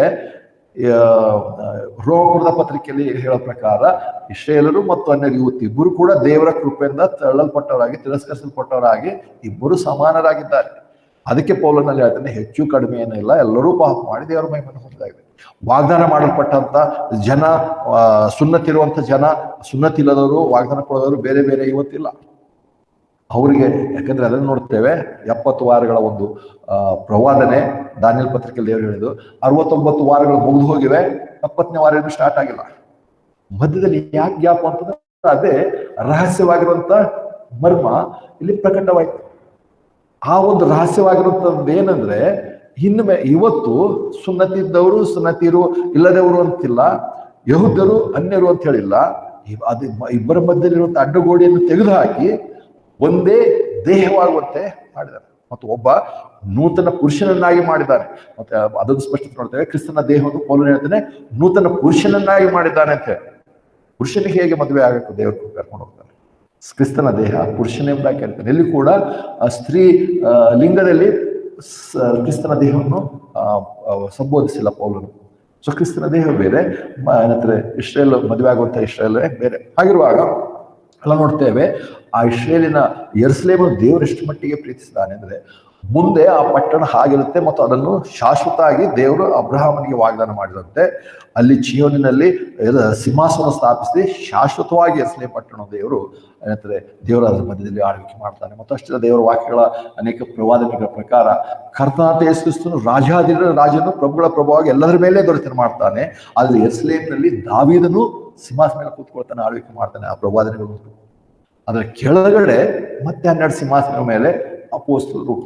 ಅದಕ್ಕೆ ಬರುವಾಗ ಅನೇಕರು ಹೇಳೋ ಪ್ರಕಾರ ಏನಂದ್ರೆ, ಅವಾಗಲೇ ನಾವು ನೋಡಿದೇವಲ್ಲ, 12 ಗೋತ್ರದವರು ಇಸ್ರೇಲರು, 12 ಅಪೊಸ್ತಲರು ಅಂತ ಚರ್ಚ್ ಅಂತ ಹೇಳ್ತಾರೆ. 12 ಅಪೊಸ್ತಲರು ಇದ್ದಾರೆ, ಮತ್ತು ಅಲ್ಲಿ ಪೌಲನಲ್ಲಿದ್ದಾನೆ. ಪೌಲನೇ ಅಲ್ಲ, ಪೌಲನ ಮೂಲಕ ಬರೆದಿರುವಂತ ಅನೇಕ ಹೊಸ ಒಡಂಬಡಿಕೆ ಹೆಚ್ಚಿನ ಪುಸ್ತಕ ದೇವರ ಆತ್ಮನು ಪೌಲನ ಮುಖಾಂತರ ಬರೆಸಿದ್ದಾನೆ. 13 ಪುಸ್ತಕಗಳು ಪೌಲನ ಮುಖಾಂತರ ಬರೆದಿರೋ ಪತ್ರಿಕೆಗಳು. ಅಷ್ಟೊಂದು ಮಹತ್ವವಾದಂತ ಏನಂತಾರೆ ಅಪೊಸ್ತಲನ ಆತನ ಆಗಿರುವಾಗ ಆತನ ಹೆಸರಲ್ಲಿದೆ. ಆತನ ಹೆಸರಲ್ಲಿರುವಾಗ ನಾವು ಹೇಗೆ ಇವತ್ತು ಸಭೆಗೆ ಏನೇ ಬೋಧನೆ ಕೊಡ್ತೀವಿ, ಏನೇ ಮಾಡ್ತಿದ್ದೇವೆ, ಮತ್ತು ಇವತ್ತು ನಾವು ಕರ್ತನ ಮೇಜನ್ನು ಆಚರಿಸುವಂಥದ್ದು ಅದಕ್ಕೆ 1 ಕೊರಿಂಥ 11ರಲ್ಲಿ ಪೌಲನ ತಿಳಿಸಿರೋದ್ರೆ ಎಲ್ಲರೂ, ನಾವಷ್ಟೆಲ್ಲ ಎಲ್ಲರೂ ಇವತ್ತು ಕರ್ತನ ಮೇಜನ್ನು ಆಚರಿಸೋದಕ್ಕೆ ಪೌಲನು ಮಾಡಿರುವಂಥದ್ದು ತಿಳಿಸಿರೋದ್ರಿಂದ ಅದನ್ನು ಆಚರಿಸ್ತಾರೆ. ಆ ಉಳಿದಂತ 12 ಅಪೊಸ್ತಲರು ಯಾವುದನ್ನು ಹೇಳಿಲ್ಲ. ಯೋಹಾನನು ಹೇಳಿಲ್ಲ, ಪೇತ್ರನ ಹೇಳಿಲ್ಲ, ಯಾಕೋಬ ಆಗಲಿ ಇನ್ನೊಬ್ಬರು ಯಾರು ಹೇಳಿಲ್ಲ. ಯೋಹಾನನಾದರೂ 13ನೇ ಅಧ್ಯಾಯದಿಂದ 19ನೇ ಅಧ್ಯಾಯದವರೆಗೂ ಕರ್ತನ ಮೇಜಿನ ದಿನದಲ್ಲಿ ನಡೆದಿರುವಂತಹ ಸಂಗತಿಯನ್ನೇ ಬರೆದಿದ್ದಾನೆ. ಸುಮಾರು 6 ಅಧ್ಯಾಯಗಳು ಯೋಹಾನ ಸುವಾರ್ತೆ ಇಲ್ಲ. ಆದ್ರೆ ಯೋಹಾನನಲ್ಲಿ ಕರ್ತನ ಮೇಜಿನ ಬಗ್ಗೆ ಬರೆದಿಲ್ಲ, ವಿವರಣೆಯನ್ನು ಕೊಟ್ಟಿಲ್ಲ. ಅದಕ್ಕೆ ಪೌಲನು ಅವ್ರ ಅದು ಹೇಳಿದ ತಕ್ಷಣ ಅನೇಕರು ಆ ಪ್ರಶ್ನೆ ಬರುತ್ತೋ ಬರೋ ಗೊತ್ತಿಲ್ಲ. ಆದ್ರೆ ಪೌಲನು ಇಲ್ಲ, ಅದು ಚರ್ಚ್ ಆಗ್ತದೆ. ಅದಕ್ಕೆ ನನಗೂ ಒಂದು ತಪ್ಪು ಅಭಿಪ್ರಾಯ ಹಿಂದೆ ಏನಂದ್ರೆ 12 ಅಪೊಸ್ತಲರು ಅವ್ರು ಆರಿಸ್ಕೊಂಡ್ರು, 12. ಆದ್ರೆ ಅದರಲ್ಲಿ ಕರ್ತನ ಆರಿಸ್ಕೊಂಡ್ರೆ 12 ಜನ. ಆದ್ರೆ ಒಬ್ಬ ದ್ರೋಹ ಮಾಡಿ ಹೋದ, ಇಸ್ಕರಿಯೋತ ಯೂದನು ಹೋದ. ಅದ್ರ ನಂತರ ನೋಡ್ತೇವೆ ಅಪೊಸ್ತಲ ಕೃತ್ಯದಲ್ಲಿ ತಾವೆಲ್ಲರೂ ಒಂದು ಚೀಟು ಹಾಕಿ ಇಬ್ಬರ ಹೆಸರು ಕೊನೆಗೆ ಫೈನಲ್ ಆಗುತ್ತೆ. ಆ ಇಬ್ಬರಲ್ಲಿ ಯಾರು ಬೇಕಂದ್ರೆ ಚೀಟು ಹಾಕಿ ಒಬ್ಬರನ್ನ ಆರಿಸ್ಕೊಡ್ತಾರೆ. ಮತ್ತೇನು, ಅದಕ್ಕೆ ನನಗೆ ಯಾವಾಗಲಿತ್ತು ಇವ್ರು ಆರಿಸ್ಕೊಂಡಿದ್ದಾರೆ, ಅದಕ್ಕೆ ಇದು ದೇವ್ರ ಪ್ಲಾನ್ ಅಲ್ಲ, ಪೌಲ ಅದ್ರಲ್ಲಿ ಸೇರ್ತಾನೆ ನಾನು ಅನ್ಕೊಳ್ತಿದ್ದೆ. ಅದೇ ತಪ್ಪು. ಅವ್ರು ಯಾಕೆ 12 ಜನ ಆರಿಸ್ಕೊಂಡ್ರು ಅಂದ್ರೆ 12 ಸಿಂಹ. ಅದಕ್ಕೆ ಆ ಸಮಯದಲ್ಲಿ ಅವರು ತಿರುಗಿ ಪೇತ್ರನಿಗೆ ಕೇಳ್ತಾನೆ. ಅಪೊಸ್ತಲ ಕೃತ್ಯಕ್ಕೆ ಬರೋಣ. ಅಪೊಸ್ತಲ ಕೃತ್ಯಗಳು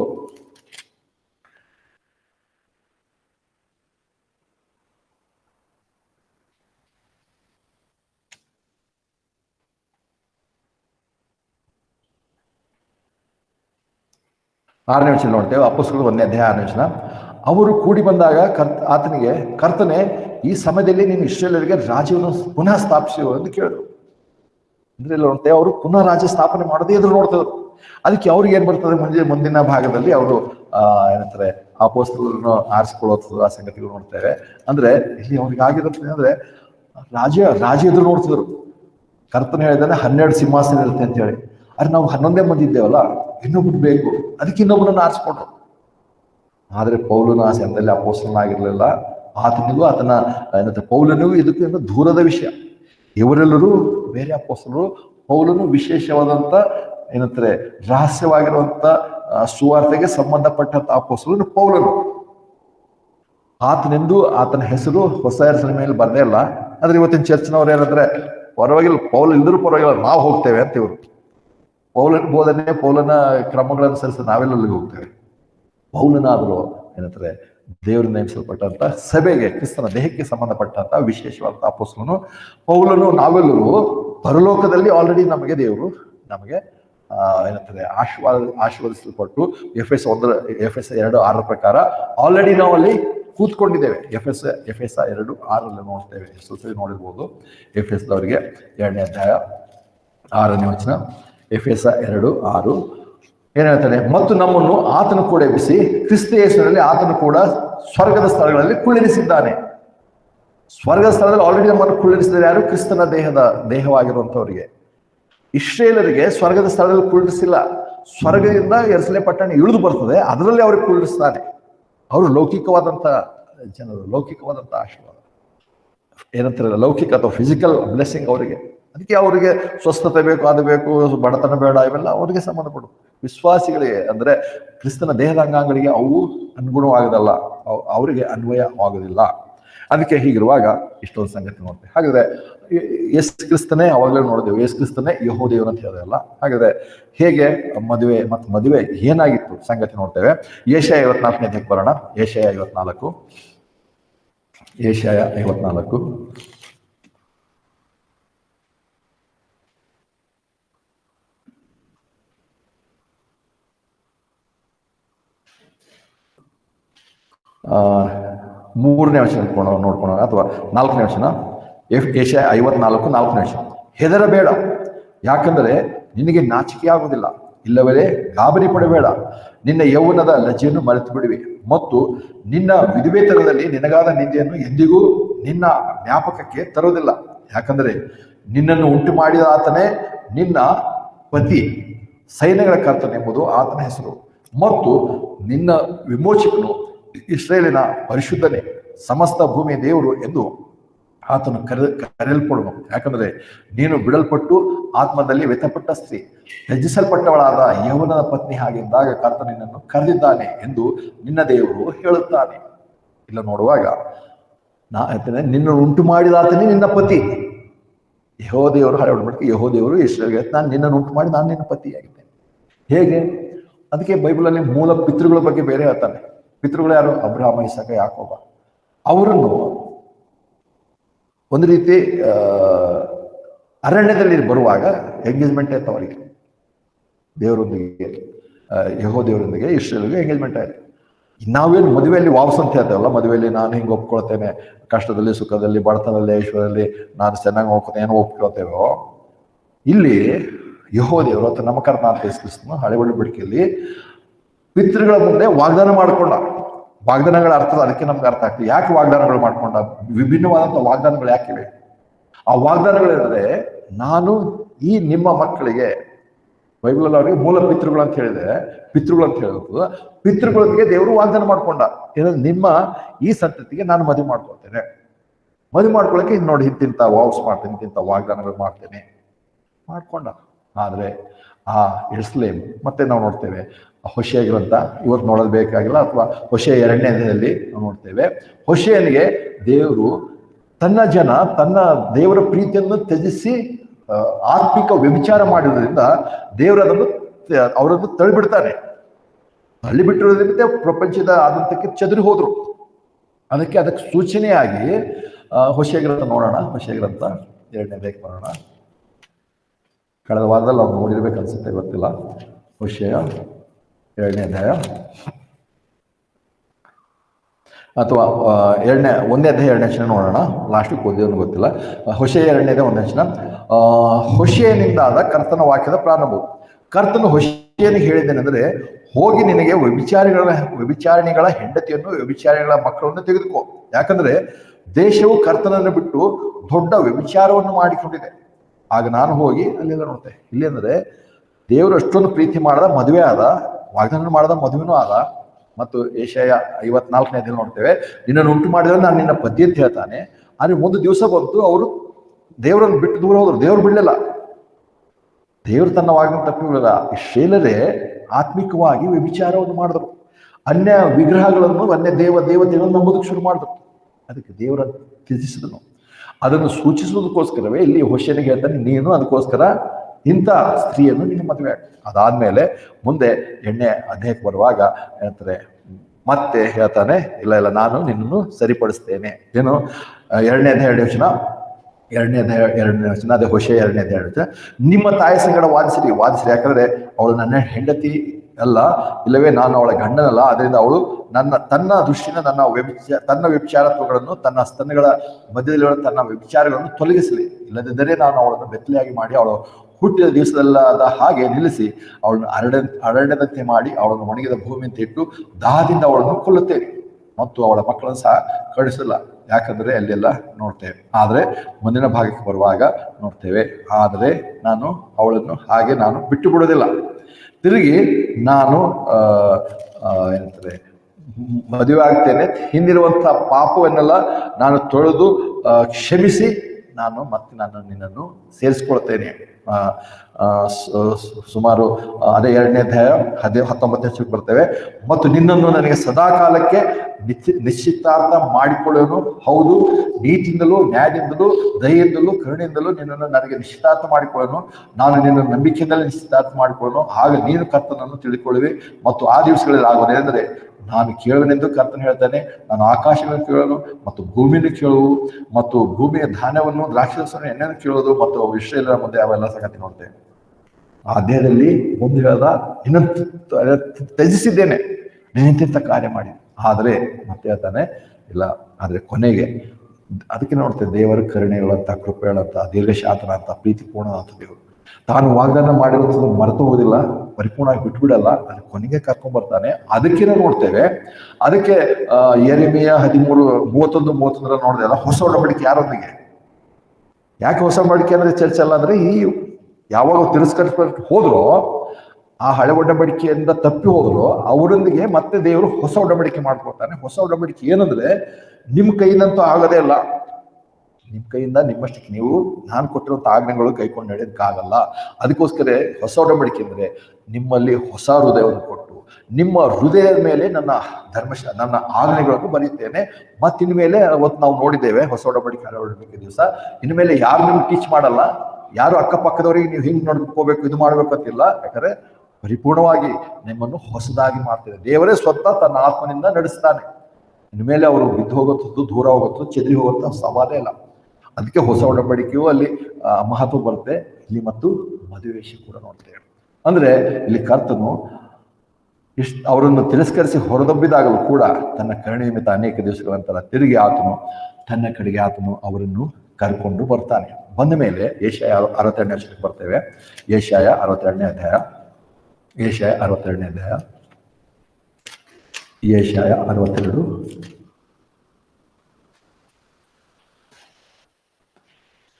ಅದರಲ್ಲಿ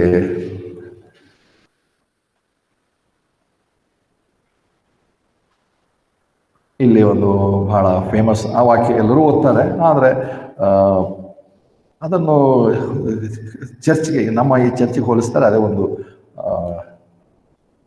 ಸಂಗತಿ ಸರಿಯಲ್ಲ. ಯಾಕಂದರೆ ನಾವು ನೋಡ್ತೇವೆ ಬ್ಯೂಲಾ ಮತ್ತು ಹೆಪ್ಸಿಬಾ ಅನ್ನೋಂಥ ಹೆಸರು. ಒಂದೇ ನಿಮಿಷ ನಾನು ಹುಡುಕಿ ಹೇಳ್ತೇನೆ.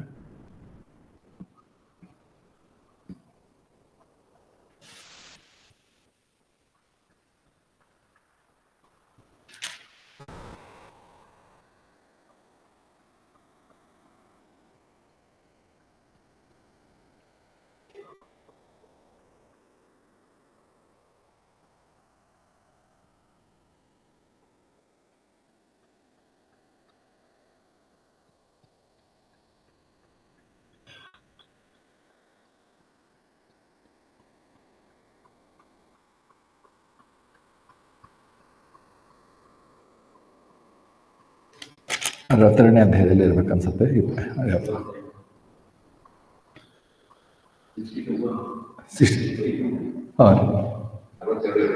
ಎರಡನೇ ವಚನ.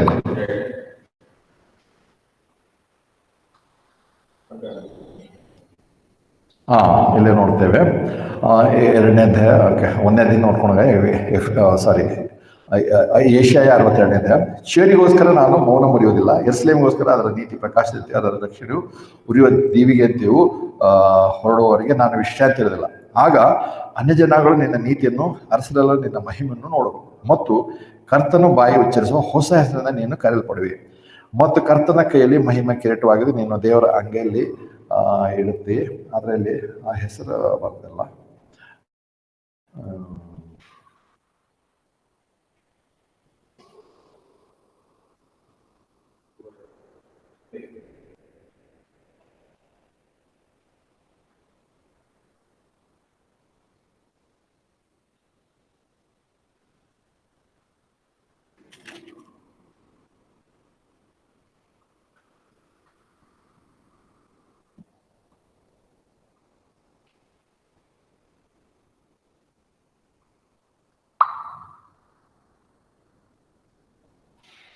ಯೆಶಾಯ 62 4ನೇ ವಚನದಲ್ಲಿ ಇರಬೇಕು. ಆದರೆ ಇಲ್ಲಿ ಕನ್ನಡದಲ್ಲಿ ಅದು ತರ್ಜಮೆ ಮಾಡಿಲ್ಲ ಅನ್ಸುತ್ತೆ.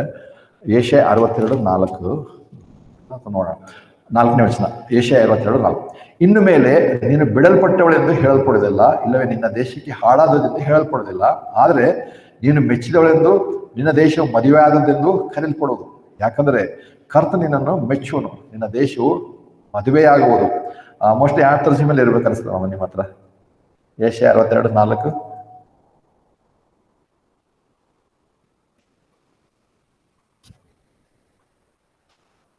ಅದರಲ್ಲೂ ಇಲ್ರಿ ಹೆಸರು.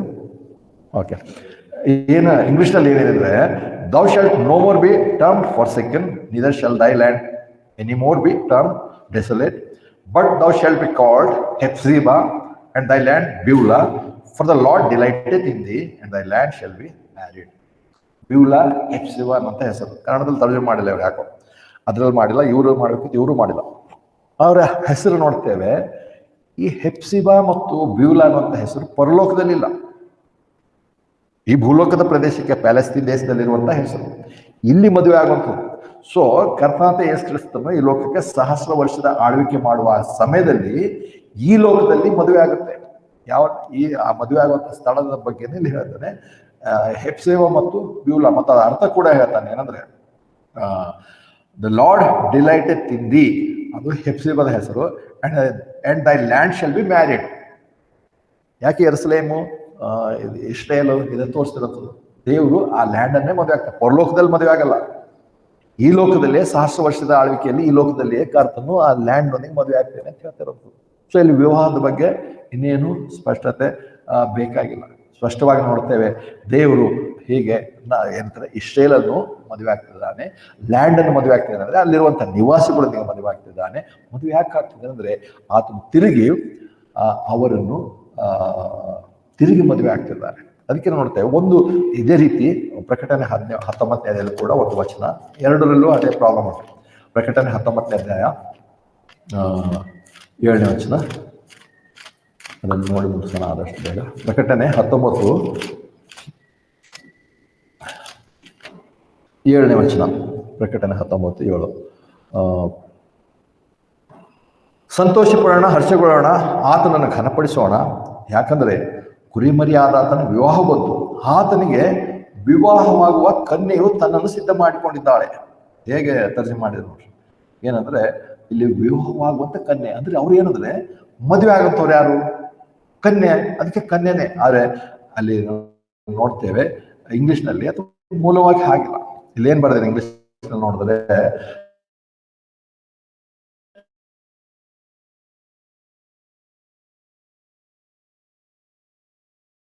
let us be glad and rejoice and give honor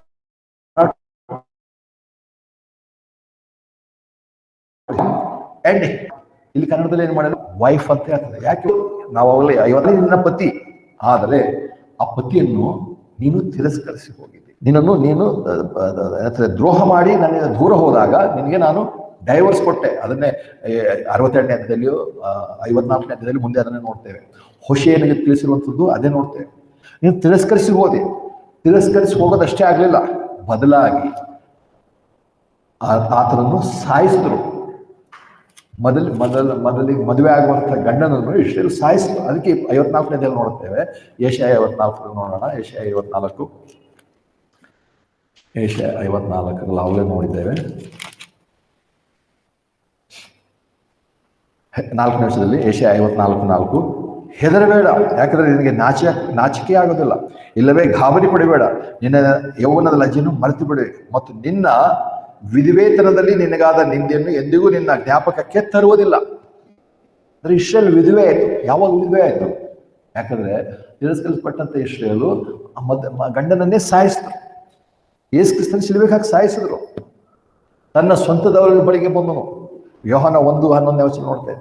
ನಾನು ಸ್ವಂತದವರಿಗೆ ಆದಿಯಲ್ಲಿ ವಾಕ್ಯಂಬಾತನಿದ್ರು, ಆ ವಾಕ್ಯವೇ ದೇವರಾಗಿದ್ದು, ದೇವರ ಬಳಿಲಿದ್ದನು. ಆ ವಾಕ್ಯಂಬಾತನೇ ಈ ಲೋಕದಲ್ಲಿ ಮನುಷ್ಯ ಅವತಾರವೆತ್ತಿ ಬಂದು ಶರೀರಧಾರಿಯಾಗಿ ಬಂದನು, ಮತ್ತು ಆತನು ತನ್ನ ಸ್ವಂತದವರ ಬಳಿಗೆ ಬಂದನು. ಸ್ವಂತದವರು ಯಾರು? ತನ್ನ ಹೆಂಡತಿ ಬಳಿಗೆ ಬಂದನು. ಆದರೆ ಅವಳಾದರೂ ಆತನಿಗೆ ದ್ರೋಹ ಮಾಡಿ ಆತನಿಗೆ ದೂರ ಹೋಗೋದಷ್ಟೇ ಅಲ್ಲ, ಆತನನ್ನು ಸಾಯಿಸಿದ್ರು. ಅದಕ್ಕೆ ವಿಧವೆ ಆಗಿದ್ದಾಳೆ. 54ನೇ ಹೇಳ್ತೆ ಇಸ್ರೇಲು ಈಗ ಸದ್ಯಕ್ಕೆ ಆ ಪರಿಸ್ಥಿತಿಯಲ್ಲಿ ವಿಧವೆ ಆಗಿತ್ತು. ಮತ್ತು ಇವತ್ತು ಕೂಡ ಹಾಗೆ ಉಂಟು. ಅದಕ್ಕೆ ಹೇಳ್ತಾನೆ, ವಿಧವೆ ಇರೋಂಥದ್ದು ಯೋಚನೆ ಚಿಂತೆ ಬಿಟ್ಬಿಡು, ನಾನು ತಿರುಗಿ ನಿನ್ನನ್ನು ಮದುವೆ ಆಗ್ತೇನೆ. ಆ ಮದುವೆ ಆಗುತ್ತದೆ ಪ್ರಕಟಣೆ ಗ್ರಂಥದಲ್ಲಿ ಬರೆಯುವಂಥ ಸಂಗತಿ. ಅದಕ್ಕೆ ಏನಂತಾರೆ, ಯಾವ ಹೆಂಡತಿ ಆತನನ್ನು ಬಿಡಿಸಿ ಆತನ ತಿರಸ್ಕರಿಸಿ ಸಾಯಿಸಿದವೋ ಆ ಹೆಂಡತಿಯನ್ನೇ ತಿರುಗಿ ಕರ್ತನು ಮದುವೆ ಆಗ್ತಿದ್ದಾನೆ. ಇಲ್ಲ ಇವ್ರ ಪ್ರಕಾರ ಕೆಲವರು ಹೇಳ್ತಾರೆ, ಇಲ್ಲ ಹಳೆ ಒಡಂಬಡಿಕೆಯಲ್ಲಿ ತಂದೆಯಾದ ಯೆಹೋವದೇವರು ಒಂದು ಮದುವೆ ಆದ, ಇಸ್ರೇಲ್ಗೆ ಹೊಸ ಒಡಂಬಡಿಕೆಯಲ್ಲಿ ಯೇಸು ಕ್ರಿಸ್ತನ ಒಂದು ಮದುವೆ ಆಗ್ತಾನೆ. ದೇವರು ಒಬ್ಬನೇ, ತಂದೆಯಾದ ದೇವರು, ಕುಮಾರ ಅಂತ ಯೇಸು ಕ್ರಿಸ್ತನು, ಪರಿಶುದ್ಧಾತ್ಮ, 3 ವ್ಯಕ್ತಿಗಳು ಒಬ್ಬನೇ ದೇವರು. ಒಬ್ಬನೇ ದೇವರಿಗೆ ಹೇಗೆ 2 ಹೆಂಡತಿಗಳಾಗ್ತವೆ? ಒಬ್ಬನೇ ದೇವರು, ಒಬ್ಬನೇ ಹೆಂಡತಿ ಅಂತ ಸೂಚಿಸುವಂಥದ್ದು. ಅದು ಇಸ್ರೇಲ್, ಕ್ರಿಸ್ತನ ದೇಹವಲ್ಲ. ಕ್ರಿಸ್ತನ ದೇಹ ಆತನ ಹೆಂಡತಿ ಅಲ್ಲ.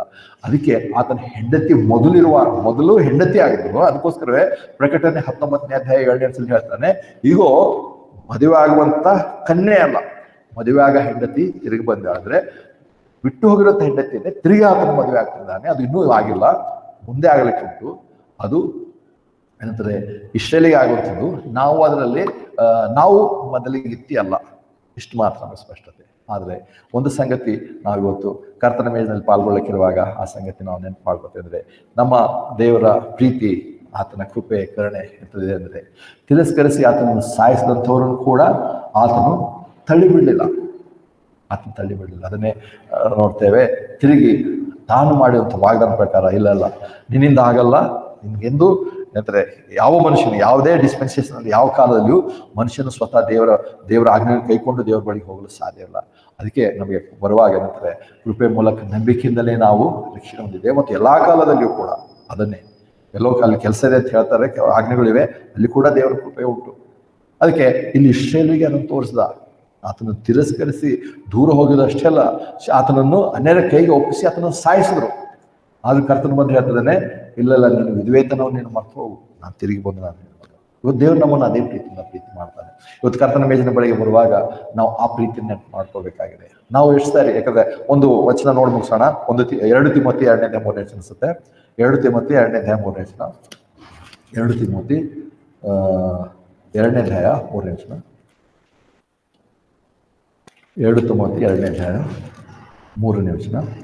ಆದ್ದರಿಂದ ನೀನು ಯೇಸು ಕ್ರಿಸ್ತನ ಒಳ್ಳೆ ಶಿಷ್ಯನ 2ನೇ 3ನೇ ವಚನ.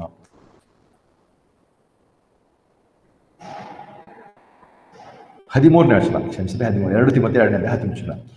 ನಾವು ಅಪನಂಬಿಕೆಯುಳ್ಳವರಾಗಿದ್ದರೂ ಆತನು ನಂಬಿಗಸ್ತನಾಗಿಯೇ ಇರುವನು, ಆತನು ತನ್ನನ್ನು ತಾನು ಅಲ್ಲಗಳೆಯಲಾರನು ಅಂತಾಗಿ ಹೇಳ್ಬೋದು. ನೆಕ್ಸ್ಟ್ ನಾವು ಕ್ರಿಸ್ತರ ಮೇಲೆ ಬಳಿಗೆ ಬರುವಾಗ ನಮ್ಮನ್ನು ನಾವು ಪರೀಕ್ಷಿಸಿಕೊಳ್ರಿ, ಹಾಗೆಲ್ಲ ವಾಕ್ಯಗಳು ಉಂಟು ಅಲ್ಲಿ. ಆಗ ತಕ್ಷಣ ನಾವು ಮತ್ತೆ ನಾವು ಪರಿಶುದ್ಧರಾಗಿ ಬರ್ತೇವೆ ಅಂತಲ್ಲ, ಅದು ನೋಡ್ತೇವೆ. ಹೇಗೆ ಇಸ್ರಾಯೇಲರು ಅಪನಂಬಿಗಸ್ತರಾಗಿದ್ರು ಕೂಡ ದೇವರೊಂದು ದಿವಸ ತಾನೇ ತನ್ನ ನಂತರ ಆತನು ಕರುಣೆಯನ್ನು ತೋರಿಸಿ ತನ್ನ ಮನಸ್ಸು ಕರಗಿ ತಿರುಗಿ ಆತನು ಅವ್ರಿಗೆ ಹೇಳ್ತಾನೆ, ತಿರುಗಿ ನಾನು ಮದುವೆ ಆಗ್ತಾನೆ, ಈ ಸಾರಿ ಶಾಶ್ವತವಾಗಿ ಮದುವೆ ಆಗ್ತೀನಿ, ಮೇಲೆ ಬಿಟ್ಟು ಹೋಗುವಂತ ಪರಿಸ್ಥಿತಿನೇ ಇಲ್ಲ ಅಂತ ಒಂದು ಪರಿಸ್ಥಿತಿನೇ ತೆಗೆದುಹಾಕ್ತಾರೆ. ಇನ್ನು ಮೇಲೆ ಸೈತಾನನೆಲ್ಲ, ಪಾಪವಿಲ್ಲ, ಯಾವ ಮರಣ ಇಲ್ಲ, ರೋಗವಿಲ್ಲ, ಕಣ್ಣೀರಿಲ್ಲ, ಗೋಳಾಟ ಇಲ್ಲ, ಯಾವುದೂ ಇಲ್ಲ. ಯಾಕಂದ್ರೆ ನಾನು ತಿರುಗಿ ಒಂಥರ ಮದುವೆ ಆಗ್ತೇನೆ ಅಂತ. ಇವತ್ತು ನಮಗೆ ನೋಡುವಾಗ ನಮ್ಮಷ್ಟಕ್ಕೆ ನಾವೇ ಎಷ್ಟೇ ಅಪನಂಬಿಗಸ್ತರಾಗಿದ್ರು ಕೂಡ ದೇವರು ನಂಬಿಗಸ್ತನಾಗಿ ಇರ್ತಾನೆ. ಅದಕ್ಕೆ ನಾವು ದೇವರನ್ನು ಕೊಂಡಾಡುವಂತಾಗಿದೆ. ನಾವು ಪರ್ಫೆಕ್ಟ್ ಅಲ್ಲ ಎಂದಿಗೂ. ನಾವು ಅನೇಕ ಸಾರಿ ಅಪನಂಬಿ ಅಥವಾ ಎಷ್ಟೇ ಏನೆಲ್ಲ ಹೇಳಿರ್ಬೋದು ದೇವ್ರಿಗೆ, ಅನೇಕ ಸಾರಿ ಹೇಳ್ತೇವೆ, ಇದು ಮಾಡಿದ್ರೆ ರಕ್ಷಣೆ ಹೋಗುತ್ತಾ, ದೇವರೇ ಇಲ್ಲ ಅಂತ ಹೇಳಿದ ತಕ್ಷಣ ರಕ್ಷಣೆ ಹೋಗುತ್ತಾ? ಇಲ್ಲ, ಈ ವಾಕ್ಯ ಇರುತ್ತೆ. ಈ ಸಾರಿ ನಾವು ಅಪನಂಬಿಗಸ್ತರಾಗಿರ್ತೇವೆ, ಆಗಿರ್ಬೋದು. ಆದ್ರೆ ದೇವರು ತನ್ನ ನಂಬಿಗಸ್ತಿಕೆಯ ಮುಖಾಂತರ, ತನ್ನ ನಂಬಿಗಸ್ತನಾಗಿರುವುದರ ನಿಮಿತ್ತ, ಅದನ್ನೇ ಗುರುವಾರ ನೋಡಿದ್ರೆ ಕರ್ತನು ನಂಬಿಗಸ್ತನು ನೀತಿವಂತನು ಅಂತ ಹೇಳಿ ಆತನ ಹೆಸರು. ನಂಬಿಗಸ್ತನು ನೀತಿವಂತನು, ನಮ್ಮ ಅಪನಂಬಿಗಸ್ತಲು ನೀತಿವಂತನೇ ಆಗಿರ್ತಾರೆ. ಅದಕ್ಕೋಸ್ಕರ ನಾವು ಆ ಒಂದು ಆಧಾರದ ಮೇಲೆ ಕರ್ತನ ಮೇಲಿನಲ್ಲಿ ನಾವು ಪಾಲ್ಗೊಳ್ತೇವೆ ಮತ್ತು ಆತನ ಅಪಾರವಾದಂತಹ ಕೃಪೆ, ಪ್ರೀತಿಯನ್ನು ನಾವು ಹಾಡಿ ಹೋಗುತ್ತೇವೆ, ಅದನ್ನು ನಾವು ಸ್ಮರಿಸ್ತೇವೆ. ಅದಕ್ಕೋಸ್ಕರ ಕೊನೆಯದಾಗಿ ನಾವು ಕರ್ತನ ಮೇಲಿನಲ್ಲಿ ಪಾಲ್ಗೊಳ್ಳಲಿಕ್ಕಿರೋ ಆ ವಾಕ್ಯಗಳನ್ನು ಓದಿ